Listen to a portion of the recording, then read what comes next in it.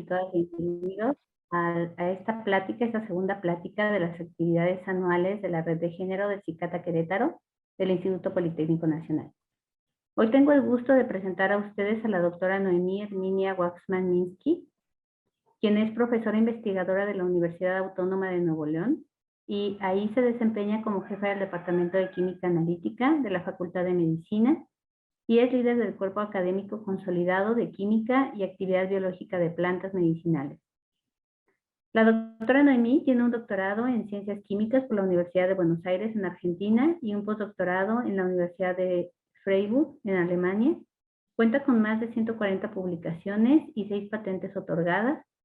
Ha dirigido 23 tesis de doctorado, 33 de maestría y 12 de licenciatura.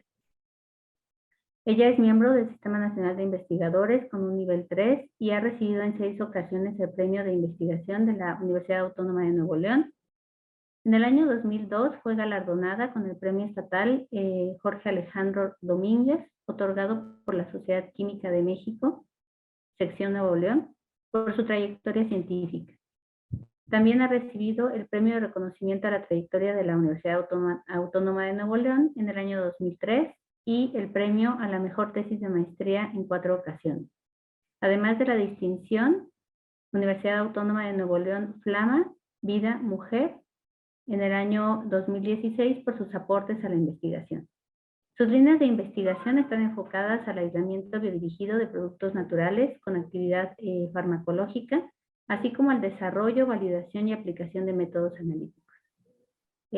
Agradezco muchísimo, doctora Noemí, su participación en estas actividades de la Red de Género y, bueno, le explico brevemente la dinámica, usualmente es su ponencia, y al final tenemos espacio para preguntas y comentarios. Si usted decide que haya interacción a la mitad de la plática, también siéntase en libertad. Y bueno, sin más, la dejo y muchísimas gracias. Ok, muy bien, gracias a ustedes. Gracias, doctora Regina, por su presentación, por la invitación a la maestra Deyanira Martínez, que creo que es quien me contactó, y bueno, en general a todos los miembros de la Red de Género CICATA, en la unidad Querétaro del Politécnico, por haberme contactado y haberme dado esta oportunidad. Pues lo que les voy a presentar ahora es un poco una reflexión de cuál ha sido y sigue siendo el papel de la ciencia, de la mujer en la ciencia. En realidad, cuando estoy hablando de ciencias, hablo un poco más de lo que a mí compete, que son las ciencias duras. No estoy hablando del área de humanidades y sociales, sino más bien el área de físico, matemáticas, química y tecnología, que digamos que es un poco más mi campo de acción, y además es lo que en general es bastante preocupante de cómo la mujer ha tenido poca presencia, entre comillas, en ese campo. Entonces, si me permiten, voy a compartir la pantalla para iniciar la presentación.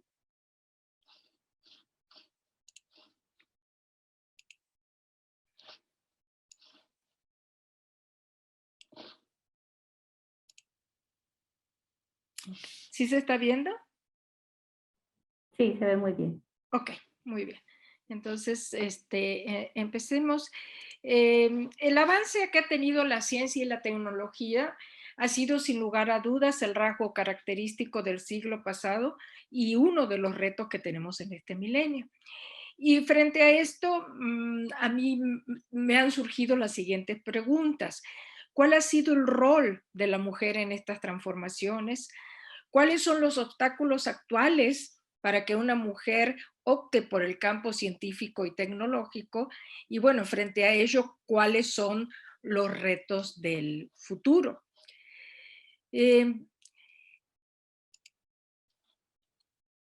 parte importante de los primeros esfuerzos por reconsiderar el papel de la mujer en la ciencia y tecnología lo constituye la reescritura de la historia, para recuperar del olvido a aquellas mujeres que, pese a haber hecho contribuciones destacables en el ámbito científico tecnológico, han sido relegadas por la historia. Por eso yo considero muy importante la celebración de este día, del día, no el día de hoy, pero durante este mes de la mujer y la niña en la ciencia, y se hace necesario conocer la historia de las que ya se fueron, porque para enmendar un problema no hay nada como aprender de los errores del pasado.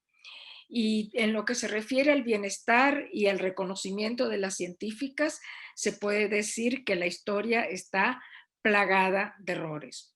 Solo les voy a presentar hoy algunos de ellos. Es innegable que cuando se piensa en un científico, la imagen que viene primero a la mente es la de un hombre, un excéntrico distraído, rara vez el de una mujer.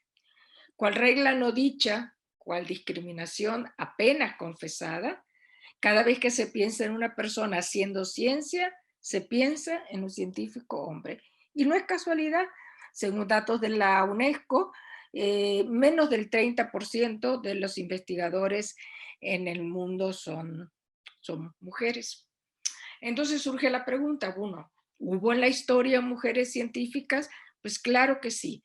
Desde la edad antigua hay algunos ejemplos, y si bien en la antigüedad el trabajo de algunas científicas era bastante reconocido, en la Edad Media la situación cambió bastante, por lo que muchas mujeres que se dedicaban a la medicina y a la alquimia, pues fueron tachadas de brujas, perseguidas y ejecutadas por ello.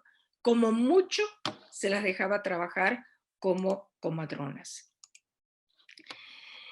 En los siglos XII-XIV, el nacimiento de las universidades europeas, pues en lugar de mejorar esta situación, la empeoró, porque redujo las oportunidades de las mujeres, porque debido a que eran clericales, pues vetaban su ingreso. Prácticamente ninguna se aceptaba que las mujeres asistieran a clase. Por eso aquellas que quisieron realizar estudios superiores, tanto en ciencias como en otra materia, debían acudir a monasterios y conventos. Como dato interesante, las universidades suizas no se las aceptó hasta 1860, en 1880 en las francesas y en las alemanas, hasta 1900.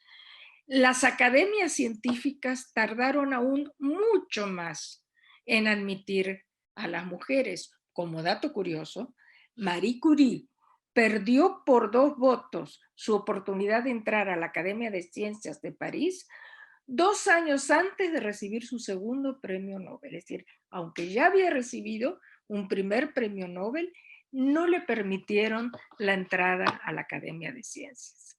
Por 2 votos, evidentemente, todos masculinos. Entonces, algunas mujeres de ciencias, como la que acabamos de mencionar, Marie Curie, una de las más conocidas, consiguieron el reconocimiento que merecían, ella con sus 2 premios Nobel, pero otras tuvieron que ver cómo otros eran premiados por los logros que ellas habían conseguido, a veces sin haber tomado partido en ello.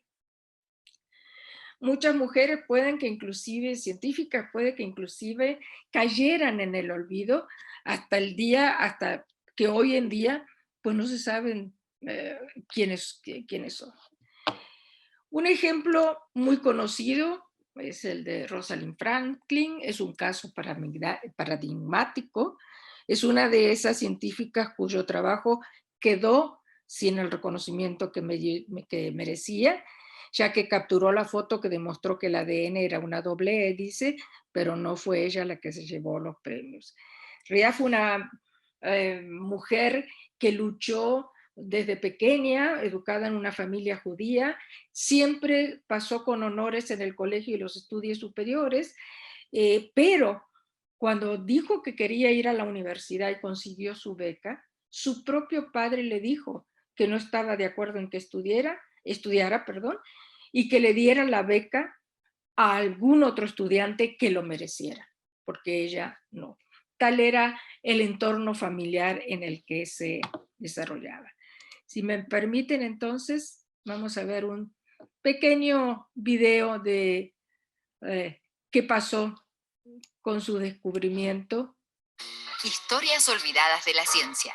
Hoy presentamos Rosalind Franklin. Doctora, no estamos viendo el video, solo el audio lo escuchamos. ¿No lo están viendo? En un lugar llamado Notting Hill. No.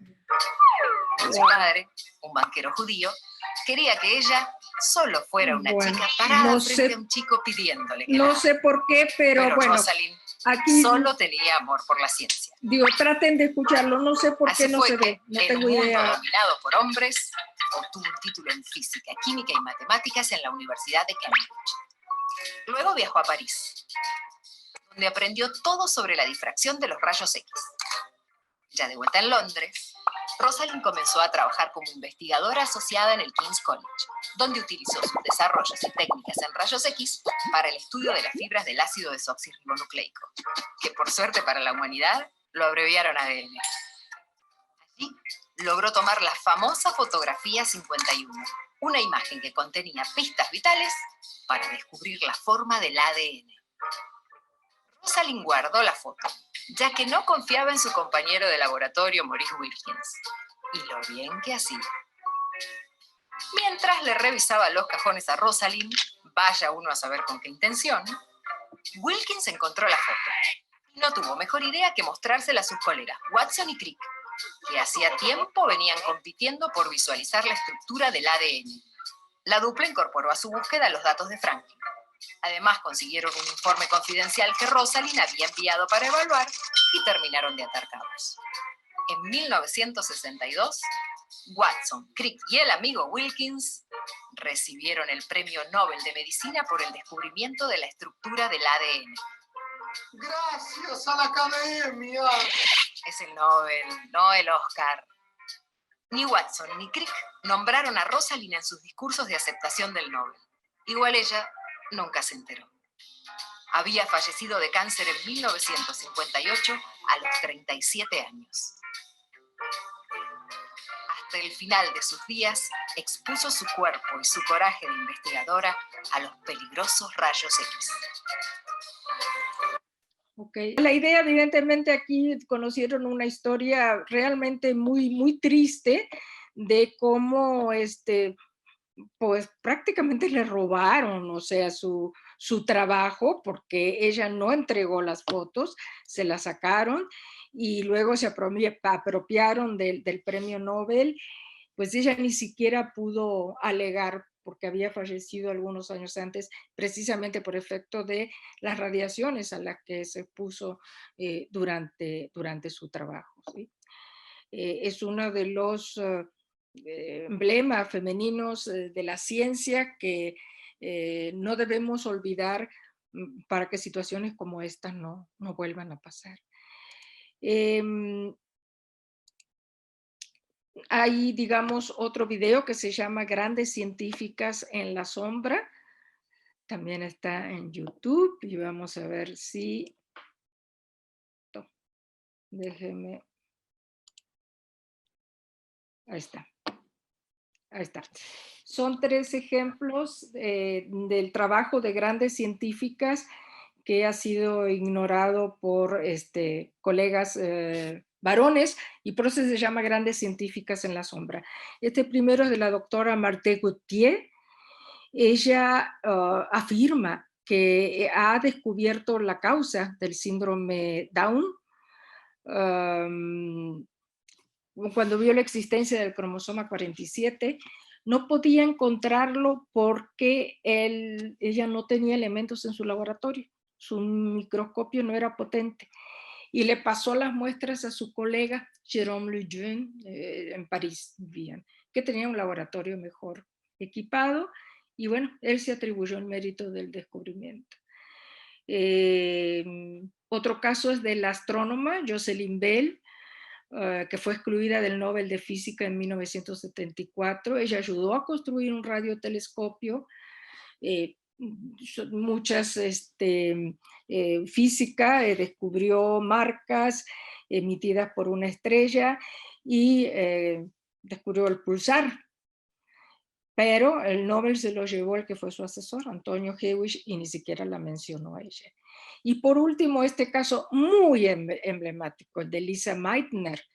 Lisa Meitner fue una investigadora austríaca, descubridora de la fisión nuclear, pero el que se llevó el premio Nobel fue un colega, Otto Hahn, en 1944.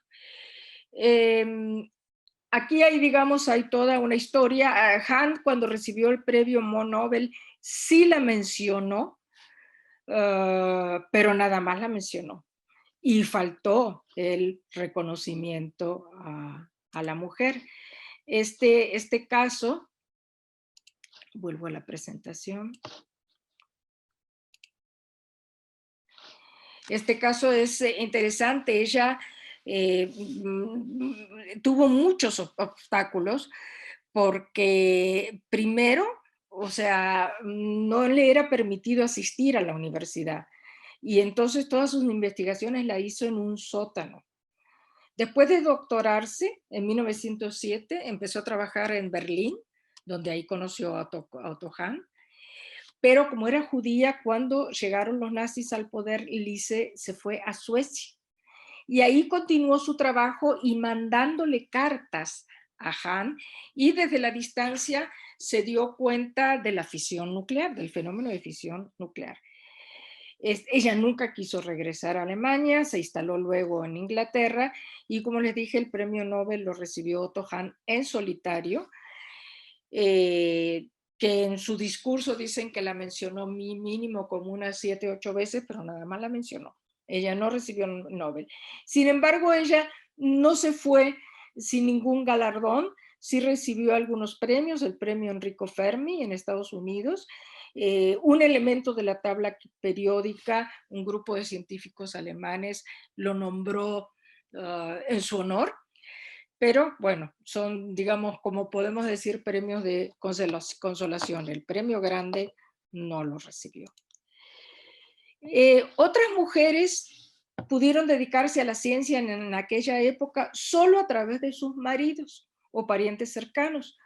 Un caso muy conocido es el de María Winkelmann, que aunque no tenía título académico, desde pequeña fue una apasionada de la astronomía, gracias a las clases que le daba un amigo de la familia. Tal era su amor por la astronomía que se enamoró del primer astrónomo real de Berlín, Gottfried Kirch, y se casó con él. Tras su matrimonio, comenzó a trabajar junto a él como su ayudante, llegando a convertirse en la primera mujer en descubrir un cometa. Cuando su esposo fallece, ella solicita el puesto como astrónoma en la Academia de Berlín, pero se le denegó la solicitud por ser mujer. Y para poder seguir trabajando, tuvo que trabajar con su hijo. Ella era quien aportaba las ideas, quien hacía la mayor parte del trabajo, pero fue la única forma como se le permitió seguir trabajando.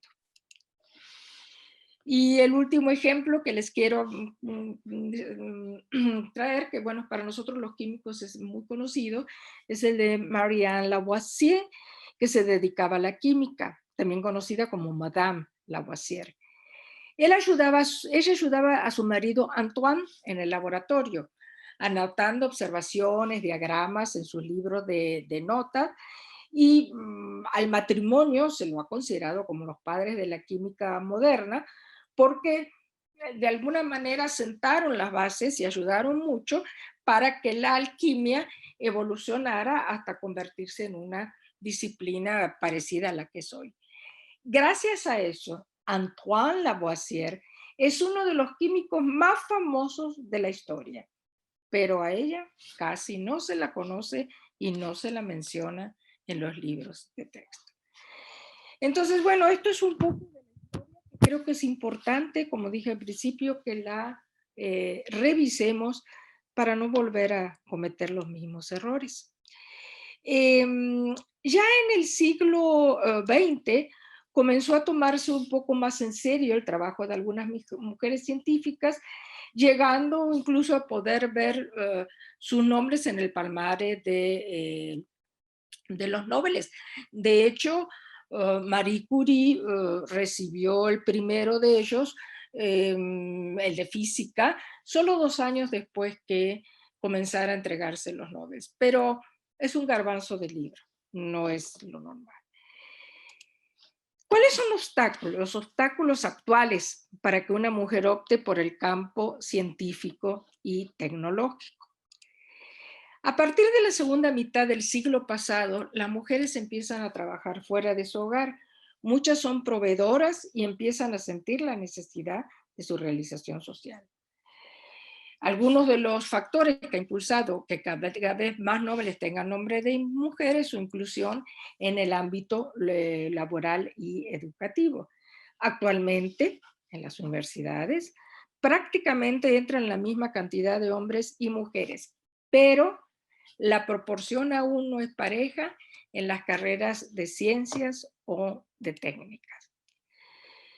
En un mundo en el que de 602 premios Nobel de entre medicina, física y química, menos del 0.3% fue entregado a científicas mujeres, creo que sigue existiendo un gran reto para las generaciones actuales y futuras para emparejar estas cifras. 23 premios Nobel han sido otorgados durante 119 años a mujeres en el área de la ciencia. 11 en el siglo pasado y 20 en lo que va de este siglo. Es decir, podemos ver que hay un avance en el reconocimiento, aunque quizá falta mucho todavía para que no emparejemos.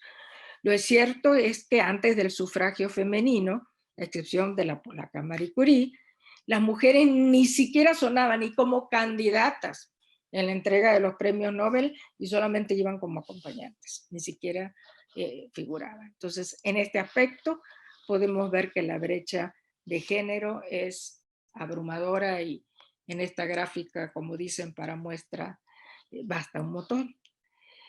En nuestros días no se puede hablar ya de la exclusión explícita de las mujeres de las universidades o academias, como le pasó a Marie Curie. Sin embargo, existen mecanismos sutiles, implícitos, que contribuyen a legitimar y mantener la segregación de las mujeres. Los espacios educativos han ido creciendo en todo el mundo y también en México. Como les dije hace rato, hoy en día la matrícula es alrededor del 50%, pero esto no se refleja en el área de ciencias. Si bien ya hay más mujeres que acceden al área de ciencias, antes totalmente reservada para los hombres, todavía ciertas ideas preconstituidas limitan la participación femenina en áreas que todavía siguen privilegiando el sexo masculino. Por un lado, es evidente que aún niñas y niños son educados diferentes y entonces adquieren percepciones y perspectivas diferentes. Las diferencias biológicas son reales, pero en ellas debemos ver la fuerza y no las limitaciones. De inicio, los juguetes que se dan son distintos y conforman parte de su mundo y condicionan su futuro. En las escuelas se tiende a desalentar a las niñas hacia una educación científica y tecnológica, ya sea en forma consciente o inconsciente, que origina que las mujeres, a medida que van avanzando la edad, tiendan a enrolarse menos o enrolarse más en disciplinas no científicas.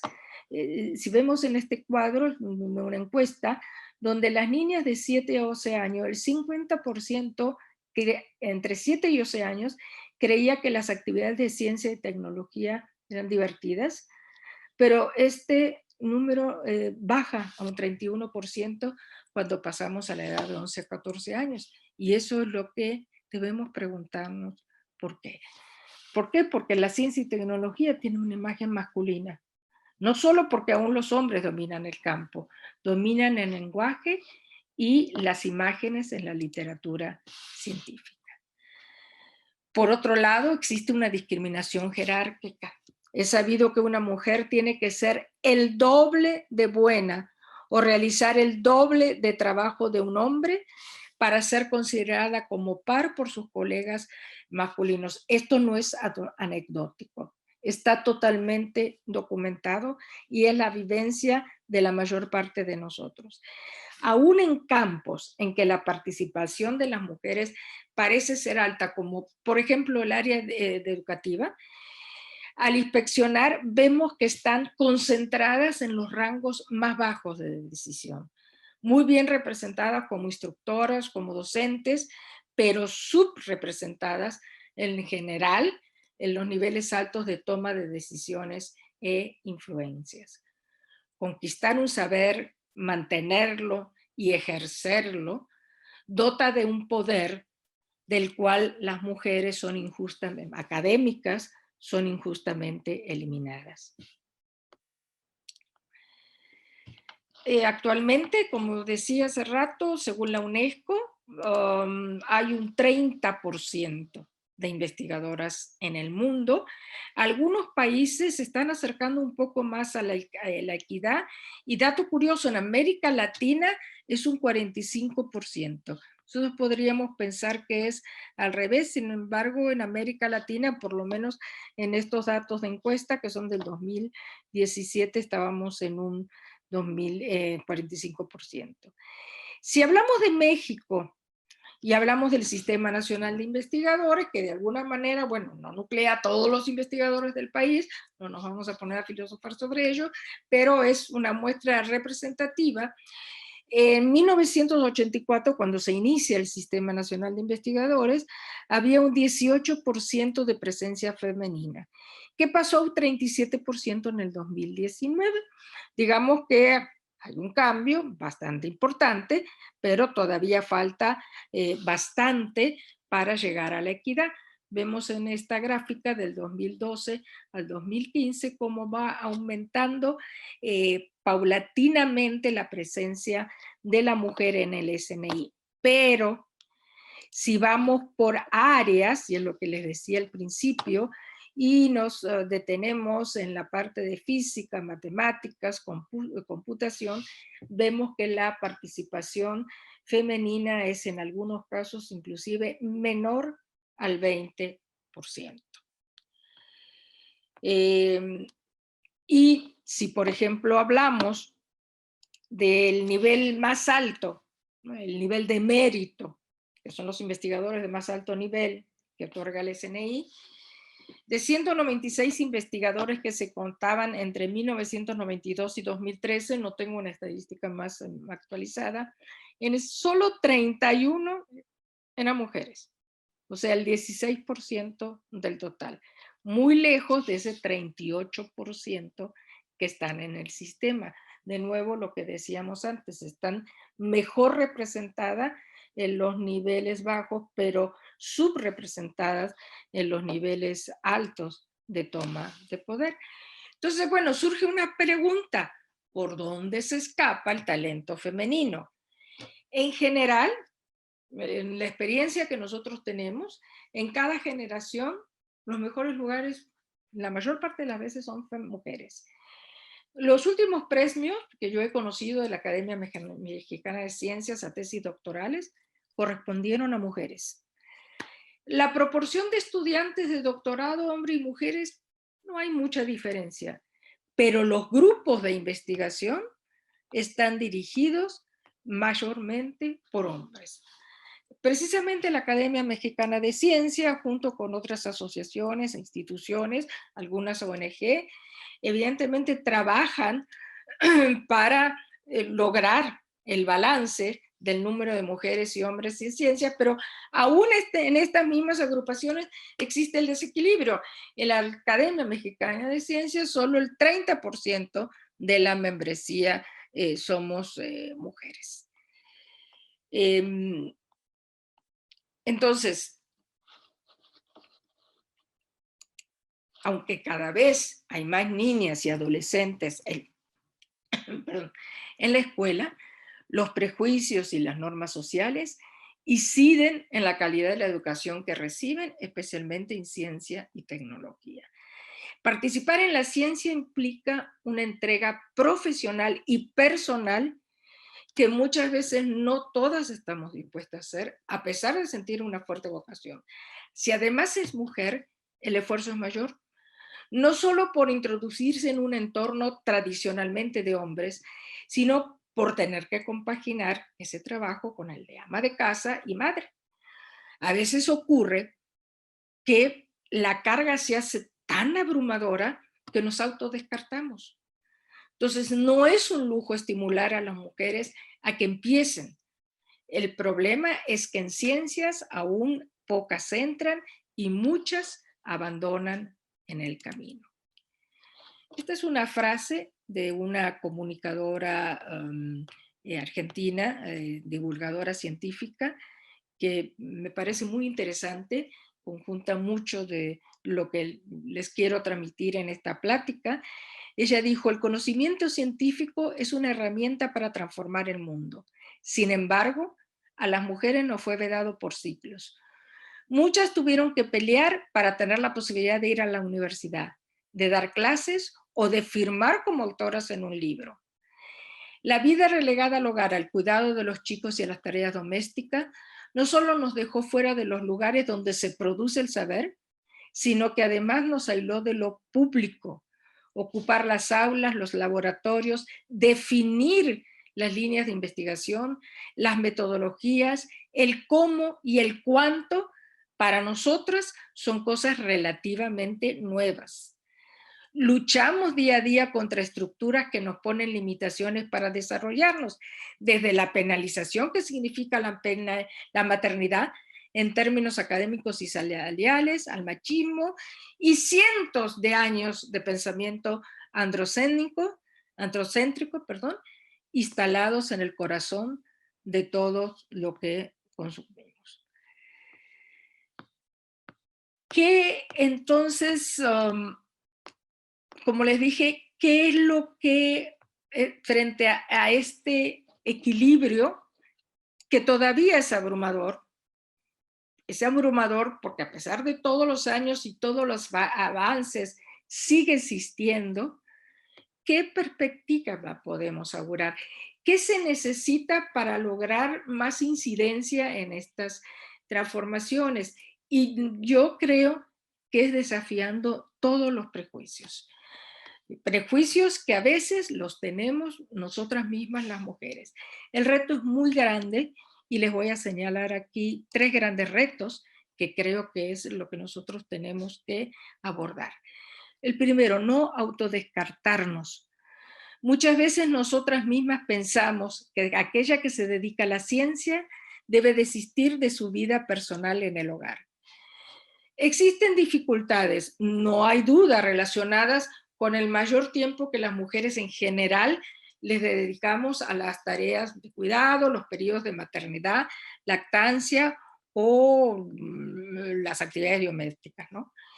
Al trabajar, existe un continuo debate entre la culpa que a veces se tiene por la disminución del tiempo con la familia y la lucha por crecer en un universo laboral que nos demanda atención completa, llevando a veces a un nivel de autoexigencia enorme para sostener los pilares del trinomio hijo, pareja y trabajo.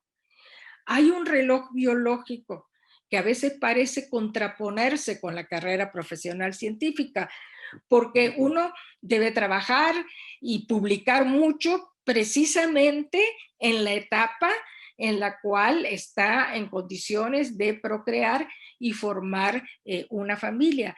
Pero todo es posible. Todo es posible, aunque nos cueste más esfuerzo. Al final, los resultados son altamente satisfactorios.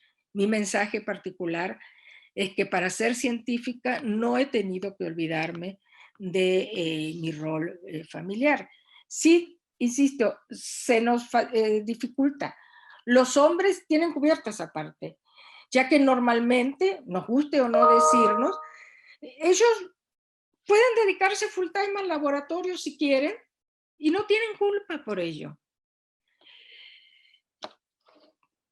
A nosotros, a la mujer que nos involucramos en esta carrera, se nos complica de nuevo por la vida familiar, lo he dicho, y esto nos genera muchas veces mucha ansiedad.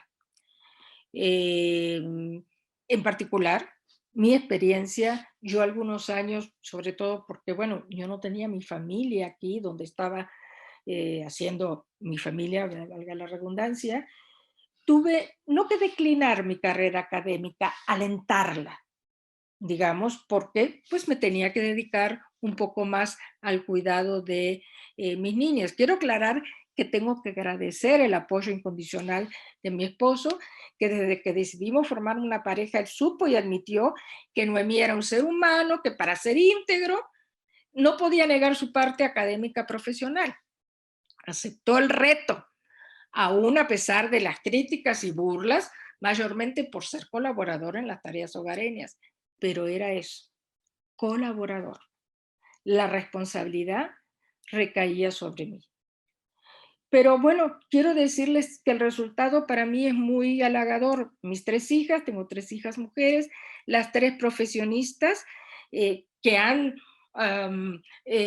transitado brillantemente por el camino de cada una de su profesión, y que sé perfectamente que ahora entienden muy bien por qué mamá pues no podía asistir siempre a las juntas escolares o no podía juntarse a tomar el cafecito o merendar o desayunar con las mamás de sus amigas, ¿no?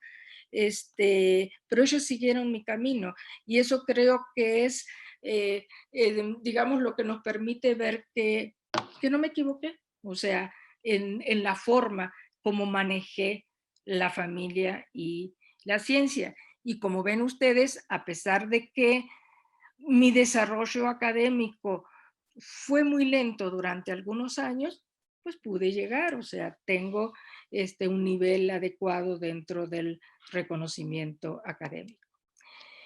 ¿Cuál es el reto 2? Pues cambios en los paradigmas de la educación. En los hogares y desde la educación primaria, desmistificando la existencia de actividades propias y discriminadas para mujeres o hombres. En los hogares todavía se sigue transmitiendo los roles tradicionales de niño o niña en los juegos. Insisto, las mamás en general transmitimos las usanzas y tradiciones y todavía hay muchas mujeres que piensan antes en el matrimonio que en ser un ser humano útil a la sociedad a través de una profesión, ¿no? Y si se acepta que la mujer entra a la universidad, como decían mis hijas, es para hacer una carrera light MMC. Pero es muy importante que nosotros le demostremos a la sociedad que ya no nos vamos a realizar con los logros de nuestro marido y nuestros hijos. Nos vamos a realizar en conjunto con nuestros hijos y nuestra pareja. Y vamos a tener una profesión a la que podemos alcanzar y cumplir nuestras aspiraciones. Y así debemos educar a nuestros hijos y hijas. Si la información que transmitimos es que la mujer puede igual que el hombre, a pesar de la diferencia biológica, lo vamos a lograr. ¿Y qué pasa en las escuelas? ¿Cuántas heroínas o mujeres dedicadas a la ciencia se ponen como ejemplo de vida? Pues yo aquí en México conozco solo una. Y existe la preconcepción todavía a nivel de educación primaria y secundaria que la ciencia es todavía una actividad de hombres. Quiero mostrarles un testimonio, es reciente, es de hace 2 semanas, de unas niñas de secundaria.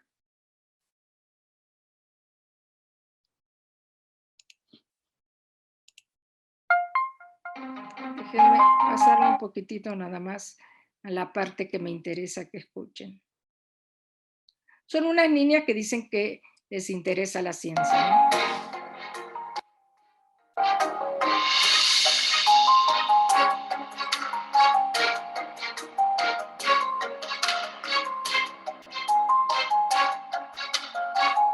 Muchas veces, sí. Sí nos hemos topado con eso. Y sí nos han dicho de que nos llegaron a decir, mejor váyanse a barrer a su casa y hacer tortillas, que esto no es lo suyo y que no podíamos. Sí hay varias personas que me dicen, pero ¿cómo? ¿Tú, doctora, ¿no serías mejor enfermera? O, por ejemplo, así, cosas que dudan a veces de que puedas hacer algo, que sería mejor un hombre en algo.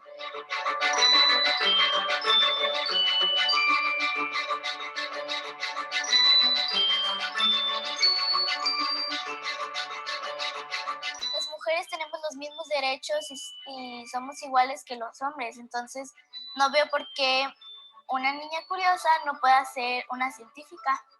No tienen género, lo que te gusta no tiene género y lo puedes hacer y no un género, el ser hombre o mujer no te va a limitar, no va a limitar tu capacidad a nada.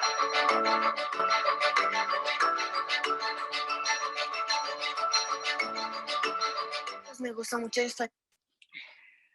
Ok, qué bonito lo que dicen las niñas, ¿no? Y qué mal que sean autodescartadas por sus conocidos, sus maestros, sus propios familiares. Bueno, ese es lo que todavía nos falta recordar. ¿Y cuál es el reto 3? Pues el acceso a posiciones jerárquicas, ¿no? Otro obstáculo al que nos enfrentamos las mujeres que apostamos por una carrera académica es que las posiciones jerárquicas suelen ser ocupadas por varones. Hay un fenómeno muy nombrado que se llama como techo de cristal, es una metáfora muy utilizada, que son los obstáculos invisibles pero efectivos que les impiden a las mujeres acceder a los puestos de mayor jerarquía. Está documentado que conforme se ascienden los niveles de formación y educación, disminuye el número de mujeres y lo mismo involucran con los puestos que y requieren toma de decisiones. Al ascender en la escala jerárquica, pues las posiciones de las mujeres son menores y de nuevo, si me refiero al Sistema Nacional de Investigadores, donde tenemos durante 3 años, ¿sí? En esta gráfica está los 4 niveles del sistema, candidato, nivel 1, 2, 3, femeninos y masculinos. Vemos cómo a nivel candidato hay una proporción aproximadamente, es en general de un 37-36% de mujeres, disminuye ligeramente a nivel 1, a nivel 2, 29%, pero en nivel 3, que somos los investigadores que tomamos las decisiones, hay solo un 20% de mujeres. Y entonces, bueno, ya se sabe, la desigualdad de hoy influye de manera determinante en la desigualdad del futuro. Y estos son los retos que yo considero que, sobre todo, espero los niñas, las gente jóvenes que me estén escuchando, tienen que sobrellevar. Y precisamente no quiero dejar de pasar la oportunidad antes de terminar de enviar un mensaje a las jóvenes. Ustedes viven una época maravillosa, donde tienen un montón de avances tecnológicos a su disposición que les permiten eficientizar sus labores, pero no se hagan esclavos de la tecnología. Nuestro intelecto siempre debe poder resolver y anticipar las situaciones antes que las máquinas. Y dedíquense a vivir con mayúscula, haciendo uso de todo su potencial, capacidad y aptitudes, sin miedo a aceptar los retos que se le presenten. La vida siempre nos pone frente a disyuntivas, elecciones, a que muchas veces optar por el camino más sencillo, el que nos permite mantenernos en nuestra zona de confort, no siempre es el que nos permite vivir y trascender. Y termino con esta frase que me encanta de Gabriel García Márquez y les digo, no se desesperen, si tienen un sueño, hagan lo imposible para cumplirlo, aunque eso signifique muy seguramente romper los paradigmas. Por mi parte es todo y estoy totalmente a su disposición. Déjenme dejar de compartir, aquí estoy. A su disposición para pues, cualquier pregunta o comentario que sería muy bienvenido y enriquecedor. Muchas gracias. Tenemos oportunidad de hacer preguntas. Si gustan levantar la mano o abrir sus micrófonos, o si gustan también escribir preguntas o comentarios en el chat.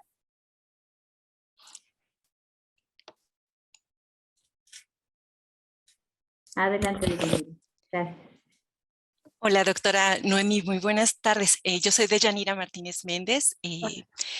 Hola, realmente me siento muy contenta, muy feliz de conocerle a través de esta presentación, aunque previamente leí algo sobre usted, de lo cual ahora que presenta y nos expone de manera tan abierta, me siento muy más que satisfecha y con mucho placer de haberla escuchado. Me hubiese gustado que su presentación o que en un futuro la vean jóvenes de preparatoria, secundaria, que puedan sentir esta inspiración, aunque por supuesto jóvenes universitarios, a pesar de estar en posgrado, nos ha dejado un mensaje muy importante, muy interesante, el no bajar la guardia, el mantenerse, que somos mujeres totalmente de una integración total y que debemos cumplir cada uno de estos roles que nos hacen completas. Y bueno, solamente para felicitarla y agradecerle por esta participación, por aceptar la invitación. Muchísimas gracias y felicidades. Muchas gracias, gracias a usted y gracias por la invitación y realmente, como usted dice, compartir esto con público de todas las edades. Quizás los que están en el posgrado, bueno, ya tienen una, ya han logrado una, su decisión ya ha sido evidentemente seguir adelante, pero no está de más evidentemente hacer estos comentarios, ¿no? Y como usted dice, el compartir las situaciones, digo, podría haberle compartido muchas más anécdotas personales, pero se hubiera sido muy largo, pero asegurarles que lo importante es tener siempre muy claro hacia dónde van nuestros sueños y tratar de cumplirlos. Muchas gracias.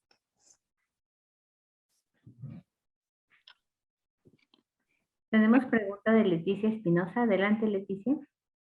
Sí, buenas tardes. Una disculpa, llegué un poquitito tarde a la plática, pero lo que pude captar es hermoso. En este caso, el mensaje que la doctora Noemí nos está mandando es algo muy interesante y que debemos de considerar. Mi pregunta es, ¿qué mensaje, bueno, en este caso una recomendación hacia los jóvenes, pero no en específico a los niños de kinder, primaria, que son probablemente donde tenemos el mayor problema, a la mejor en cuanto a mensajes subliminares que hay? Es decir, ya ven que muchas cosas, los problemas de la juventud y de lo demás se dan cuando somos niños. Entonces, yo sí quisiera pedirle, ¿qué recomendaciones le daría a esos niños? Bueno, en este caso, a los papás de esos niños para que los llevaran de acuerdo a los niños, ¿no? Sí, evidentemente sería a los papás, ¿no? A veces resulta un poco difícil dar recomendaciones. Digo, yo, o sea, soy educadora, pero del área de ciencia, ¿no? Y entonces, solo lo que le puedo decir es frente a mi experiencia, que evidentemente a los papás, insisto, no tener esos roles tan establecidos de niño o niña en cuanto a sus juegos, en cuanto a las caricaturas que ven. Sí es cierto que muchas veces los niños tienen juegos un poco más rudos, tienen, digamos, una constitución física que a veces así los hace, pero no es necesario que las niñas vayan al ballet y los niños al fútbol, ¿no? Y bueno, gracias a Dios cada vez hay más mujeres que juegan fútbol y muy bien, además, en muchos casos hasta les ponen el ejemplo a los varones, ¿no? Entonces, fomentar eso, es decir, a los papás que viene una niña y le dice que quiere hacer una actividad que no está considerada o preconcebida dentro del rol de las mujeres, que no piense que tiene algo raro en su casa, ¿no es cierto? Sino que lo fomente o que en todo le pregunte el por qué, o sea, por qué quiere hacer esa actividad y que juntos se pongan a hacerlo. Y evidentemente también tratar de incidir en la educación, ¿no?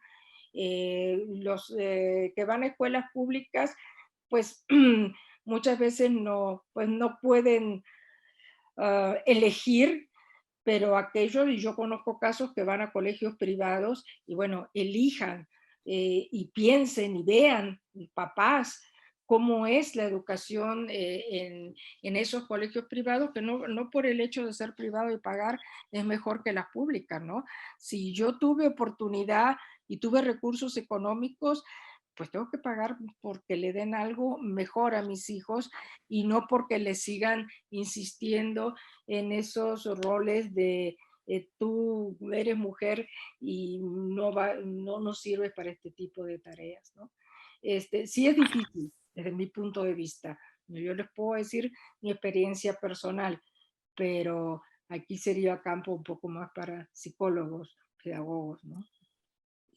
Muchas gracias. De nada. Adelante, Paola Camacho. Hola doctora, mucho gusto y me gustó mucho su presentación. Bueno, tengo una pregunta. En cuestión de los salarios, que hay una disparidad o se ha mencionado que hay una disparidad en lo que ganan las mujeres a lo que ganan los hombres. Esto está incluido en el reto 3, que es, esto viene dado porque las posiciones jerárquicas no las toman siempre las mujeres, o hay alguna otra razón. No necesariamente. O sea, el reto 3 es cierto. O sea, a alguna mujer les resulta más difícil llegar a una posición jerárquica, tiene que demostrar, o sea, tiene realmente que demostrar el doble que un hombre, que un compañero hombre en la misma situación para poder tener una situación jerárquica. Pero, y esto no se da, lo que les voy a decir no es a nivel de universidades, porque sí ahí los salarios están fijados independientemente de género, pero en la industria privada sí se da. Y tengo el ejemplo en mi casa, un gerente en una industria privada con las mismas calificaciones y las mismas obligaciones no gana lo mismo un hombre que una mujer. Y ya ahí no tiene mucho que ver con el reto 3, porque ya llegó. Pero las características de la empresa, y pues mayormente esas reglas las pusieron los hombres, hace que los sueldos sean distintos. Y aunque lo demuestran y solicitan cambios, a veces se dan los cambios, pero muy lentamente. Eso es una realidad. Existe y existe todavía, lamentablemente. Sí, ok. Bueno, muchas gracias, doctora. No, de nada.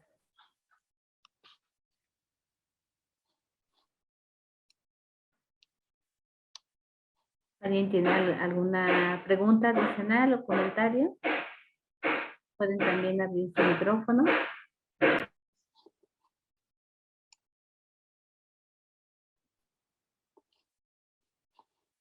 Bueno, yo aquí tengo pues un comentario y un poco incidir más en el tema de los niños, y es al respecto de la divulgación científica y de no limitar a los niños en esta curiosidad que ellos tienen innata.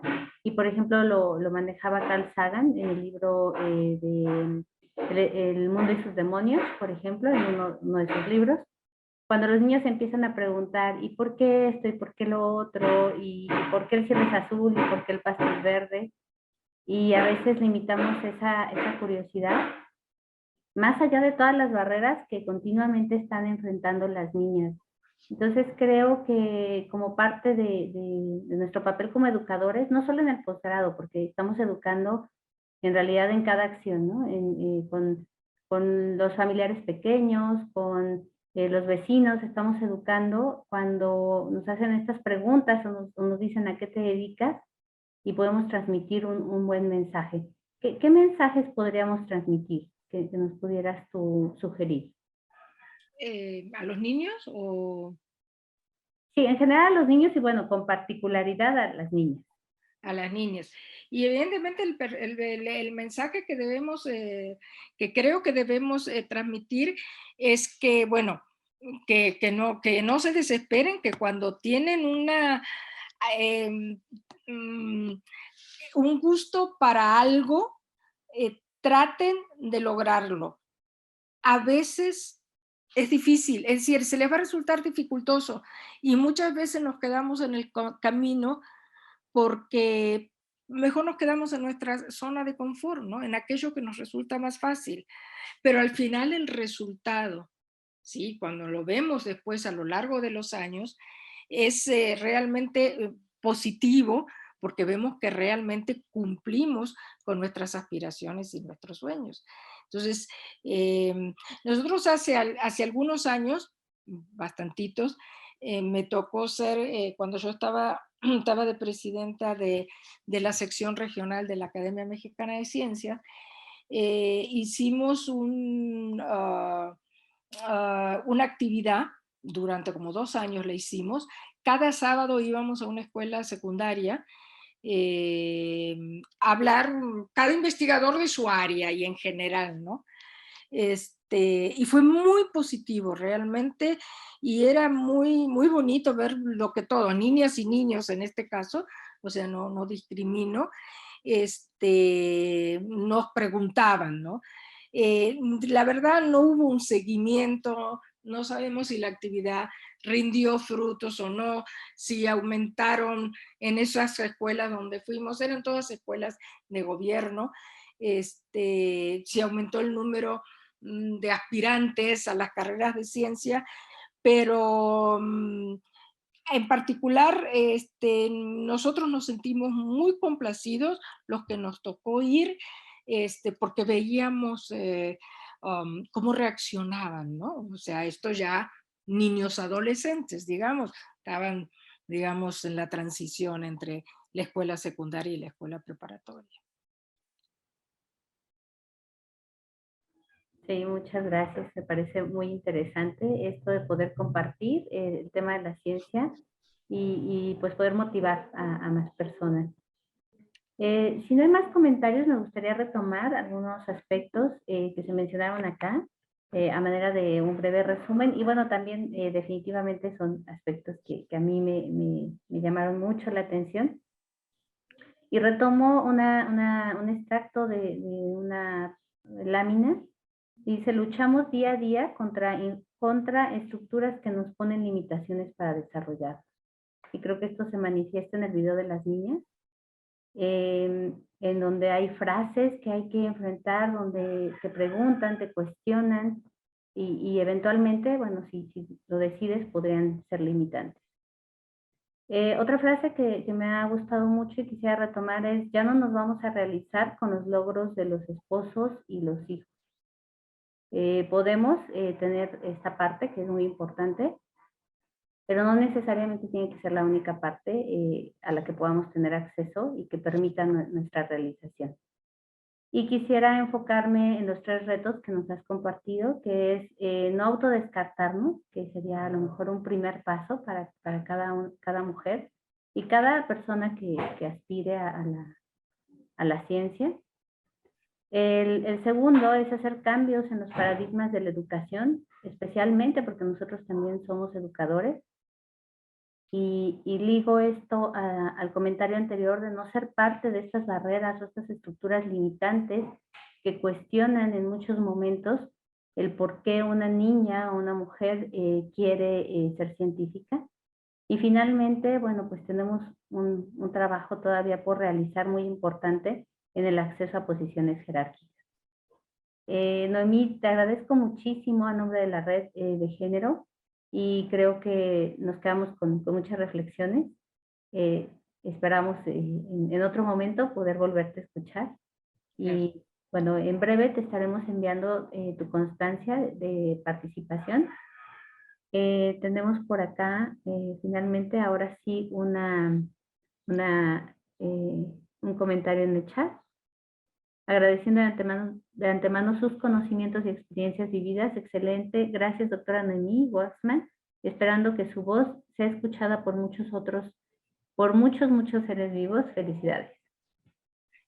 Muy bien. Muy gracias también a ustedes por invitarme y pues encantada. Aquí estamos, por esta vía o la que sea, que aunque, digamos, creo que aunque nos quejemos, en cierta forma nos facilitó un poco el estar más cerca. A veces los viajes no son tan factibles y esta tecnología que antes la teníamos, pero no la usábamos porque no la requeríamos, a pesar de a partir de la pandemia que la empezamos a requerir, bueno, nos hace más factible este tipo de acercamiento, ¿no? Aunque claro, lo presencial nadie lo quita, pero nos da más oportunidades de platicar y estar cercas y hablar de nuestras vivencias.